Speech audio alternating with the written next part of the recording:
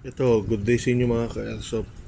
Sa mga naghahanap ng tornilyo doon sa panglagay sa front sight, sa naiklihan, sa mga hindi masyadong tituan, hindi ma-secured masyadong lock, ito buo bagay yung tornilyo na pang laptop. Ayan, dami po pang laptop yung lahat.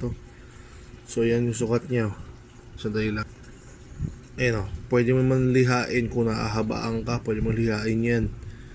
Sa tornilyo kasi ng laptop, marami tayong mga magagamit. Yan kadalasan ginagamit ko puro pang laptop yan.